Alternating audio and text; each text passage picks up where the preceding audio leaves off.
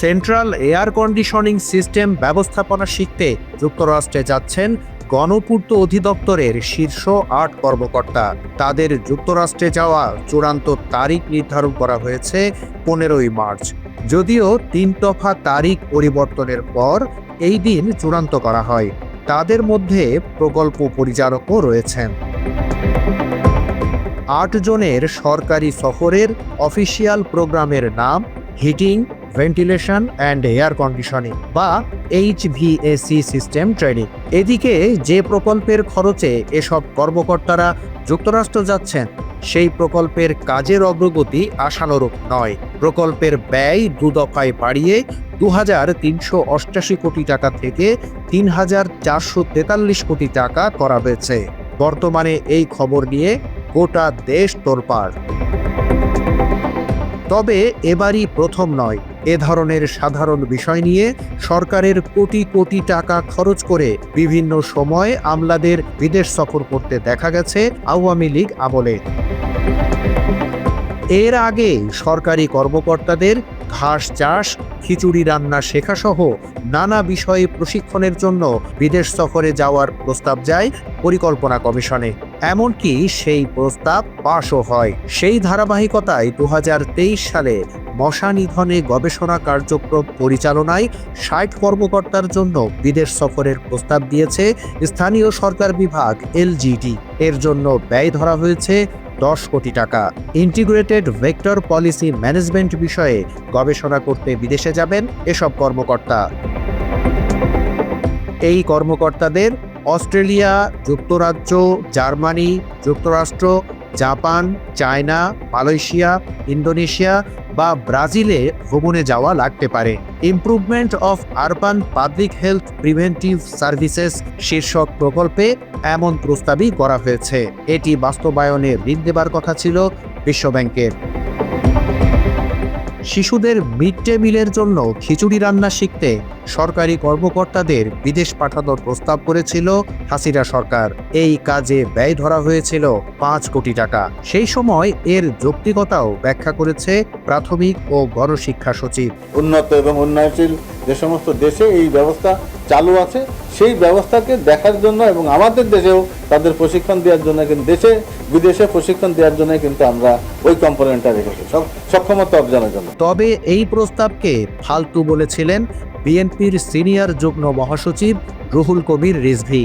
এক সংবাদ সম্মেলনে তিনি বলেন, এখন খিচুড়ি রান্না প্রশিক্ষণের জন্য সরকারি কর্মকর্তাদের বিদেশ পাঠানোর কথাও খবরে বের হয়েছে।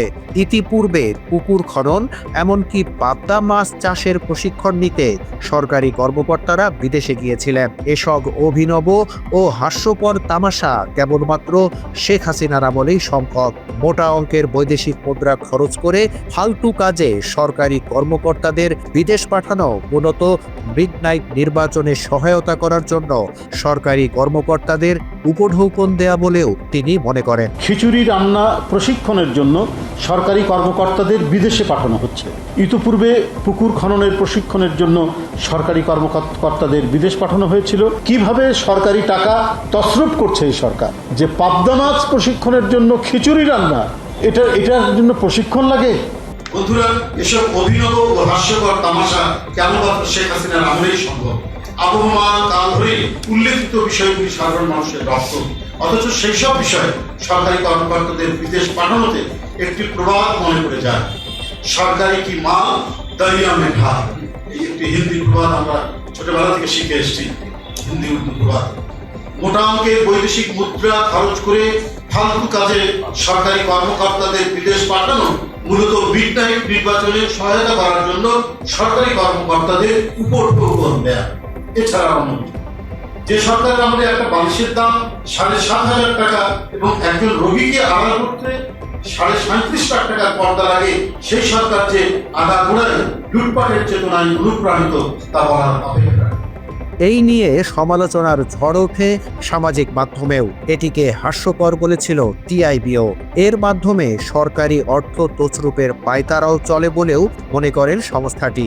খিচুড়ি রান্না করা শেখার জন্য বিদেশে যেতে হবে, এটি একটা হাস্যকর অবাস্তব প্রস্তাব এবং দেখে শুনে মনে হচ্ছে দুর্নীতি, ক্ষমতার অপব্যবহার, কত প্রকার ও কি কি, এগুলো দেখতে জানতে হলে বিশ্ববাসীকে বাংলাদেশে আসা দরকার। এমন একটা অবস্থা সৃষ্টি হচ্ছে। মাত্র 30% টাকায় জমির মালিক হয়ে নতুন বাংলাদেশের গড়ে তোলার স্বপ্ন দেখা বাংলা বসতি। এসবের মাঝে 2022 সালে খবর আসে শিশুদের পড়ানো শিখতে প্রশিক্ষণ নিতে 20,225 জন শিক্ষক ও কর্মকর্তা বিদেশে যাচ্ছেন। বিদেশের উন্নত শিক্ষা ব্যবস্থা দেখে দেশে প্রয়োগ করতেই তাদের বিদেশে পাঠানো হচ্ছে। প্রাথমিক শিক্ষা উন্নয়ন কর্মসূচি প্রকল্পের এই প্রশিক্ষণে মোট ব্যয় হবে প্রায় 590 কোটি টাকা, জনপ্রতি প্রায় 3 লাখ টাকা। পড়ানো শিখতে এত কর্মকর্তা বিদেশে যাওয়ার বিষয়ে প্রকল্প সংশ্লিষ্টরা বলছেন, বিভিন্ন দেশে শিক্ষার পদ্ধতি ও পরিবেশ কেমন তা দেখতেই বিদেশি প্রশিক্ষণের আয়োজন। তবে শিক্ষাবিদেরা বলছেন, প্রশিক্ষণের জন্য এত শিক্ষক কর্মকর্তার বিদেশে যাওয়ার প্রয়োজন নেই। সড়কের সাইন সিম্বল রোড মার্কিং দেখতে বিদেশে যাবেন 105 কর্মকর্তা। এজন্য ব্যয় প্রস্তাব করা হয়েছে 79,80,000 টাকা, যা মোট প্রকল্পের ব্যয়ের 0.13%। হাসিনার আমলে 2020 সালের এই খবরেও দেশ জুড়ে শুরু হয় নানা সমালোচনা। প্রকল্পটিতে 3 ধরনের প্রশিক্ষণের ব্যবস্থা রাখা হয়েছে। সব মিলিয়ে 3,257 জনকে প্রশিক্ষণ দেওয়া হবে। এতে খরচ হবে প্রায় 3 কোটি টাকা। এই পরিস্থিতিতে অতিরিক্ত পরামর্শক ব্যয় নিয়েও প্রশ্ন তুলেছে পরিকল্পনা কমিশন। বলা হয়েছে, পরামর্শক সেবা খাতের ব্যয় পর্যালোচনা করে যৌক্তিকভাবে হ্রাস করতে হবে। সাঁতার শিখতে 2 দলে বিদেশে যাবেন 16 কর্মকর্তা। মহিলা ও শিশু বিষয়ক মন্ত্রণালয় একটি প্রকল্পের আওতায় এক্ষেত্রে ব্যয় ধরা হয়েছে 50 লাখ টাকা। এদিকে সাঁতার শিখতে কেন বিদেশে যেতে হবে তা নিয়ে প্রশ্ন উঠেছে সচেতন মহলে। দেশে পানিতে ডুবে শিশু মৃত্যুর হার কমাতে শিশুদের সাঁতার শেখাতে 271 কোটি 83 লাখ টাকা ব্যয়ে 2022 সালে এই প্রকল্প হাতে নিয়েছে মহিলা ও শিশু বিষয়ক মন্ত্রণালয়। আমাদের এখানে একটি প্রজেক্ট করার একটা মহামারী চলছে আর কি, মানে আপনার যত বেশি প্রজেক্ট করতে পারেন অতই মনে হচ্ছে ক্রেডিট বেশি, এবং এই প্রজেক্টের আওতায় প্রজেক্টের অধীনে বিভিন্ন রকম বড় ধরনের দুর্নীতিও থাকে, যেটা নাকি সিপিটি গতকালকে এক বক্তৃতা বলেছেন যে বিভিন্ন প্রজেক্টের যে হিসাবের জায়গাটা সেটি কিন্তু পরিষ্কার করা হয় না। এবং আমরা বিভিন্ন সময় দেখেছি যে প্রজেক্টের যে প্ল্যানটা দেওয়া হয় সেটা সর্বোচ্চ পর্যায়ে যাওয়ার পরে সেই প্ল্যানগুলো যখন পাস হয় সেখানে অনেক রকম এইরকম বিতর্কিত বিষয় থাকে। যেমন এর আগে আপনার খিচুড়ি রান্নার জন্য বিদেশে যাওয়ার জন্য আপনারা আলোচনা করেছিলেন মিডিয়ায়। এ বিষয়ে কর্তৃপক্ষ বলছে, 2টি টিমে 8 জন করে 16 জন কর্মকর্তা বিদেশে যাবেন। এর জন্য ব্যয় হবে 30 লাখ টাকা। আর বাকি টাকা রাখা হয়েছে পরবর্তী সময়ে বিদেশে কোনো সেমিনার হলে সেখানে পাঠানোর জন্য।